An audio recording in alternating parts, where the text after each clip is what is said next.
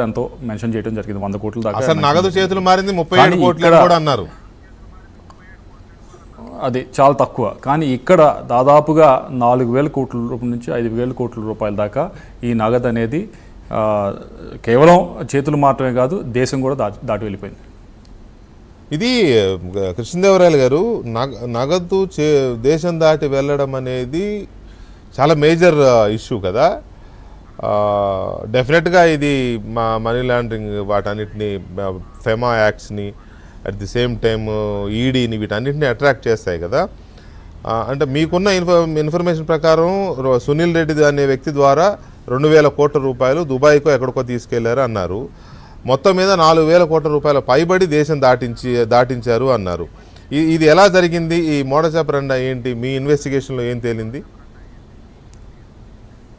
ఇది నా ఇన్వెస్టిగేషన్ అనే దానికంటే కూడా ఇది ముఖ్యంగా సిట్ అనేది ఇన్వెస్టిగేషన్ చేస్తుంది. ఈ డీటెయిల్స్ అన్నీ కూడా సిట్ వాళ్ళు ఏదైతే అప్పుడప్పుడు కొన్ని బయటికి వదులుతూ ఉన్నారు, మీ వాళ్ళకి కూడా, మీరు కూడా, మీడియా వాళ్ళకి కూడా మీకు కూడా తెలుస్తూ ఉన్నాయి. దాంట్లో వాళ్ళు తెలిసింది ఏమిటంటే దాదాపు 2,000 కోట్ల రూపాయల దాకా ఈ సునీల్ రెడ్డి అనే వ్యక్తి ద్వారా ఏదైతే ఒక హైదరాబాద్లో ఒక ఇన్ఫ్రాస్ట్రక్చర్ కంపెనీ, ఆ ఇన్ఫ్రాస్ట్రక్చర్ కంపెనీకి యాజ్ ఆఫ్ నో అయితే పొలిటికల్ కనెక్షన్ లేని ఇన్ఫ్రాస్ట్రక్చర్ కంపెనీ, ఆ ఇన్ఫ్రాస్ట్రక్చర్ కంపెనీ ఎవరు ఊహించిన కంపెనీ, ఆ ఇన్ఫ్రాస్ట్రక్చర్ కంపెనీ ద్వారా దుబాయ్కి మళ్లించడం జరిగింది.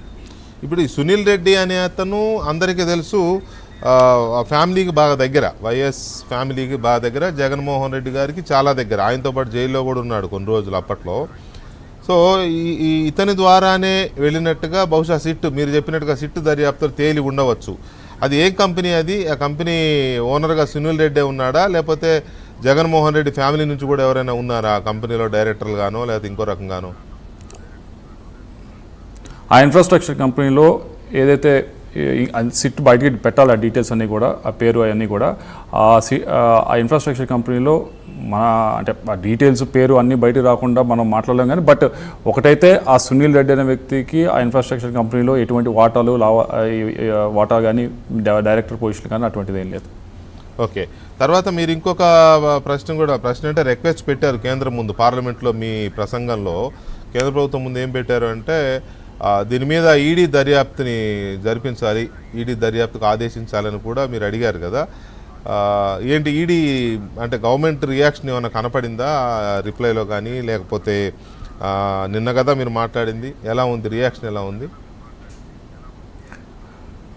ఇది ఎందుకంటే సిట్ అనేది దాని పరిధి లిమిటెడ్గా ఒకటి మాత్రం దాకే ఉంటుంది. ఎక్కడ రాష్ట్రం లిమిటెడ్ లాగా ఉంటుంది. ఒక దేశంలో చేయగలదు, ఆంధ్ర రాష్ట్రంలో చేయొచ్చు, మిగతా రాష్ట్రాలకు వెళ్ళి ఏమైనా చేసుకుని రావచ్చు ఇన్వెస్టిగేషన్. కానీ ఒకసారి మనీ లాండరింగ్ అయ్యి బయటికి వేరే దేశాలకు వెళ్ళిపోయిన తర్వాత సిట్ పరిధి అనేది అక్కడ దాకా ఉండదు.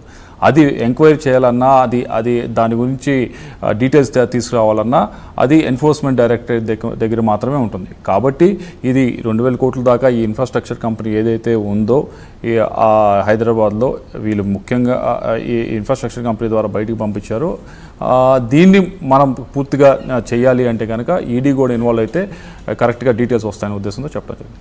మీరు పదవీ కాలం ఉండగా కూడా ఒక ఎంపీ రాజీనామా చేసి వెళ్ళిపోయారు, రాజకీయాల నుంచి నిష్క్రమిస్తున్నట్టుగా ప్రకటించారు అని అన్నారు. బహుశా విజయసాయి రెడ్డి గురించి అనుకుంటా. దానికి దీనికి లింక్ ఏంటి?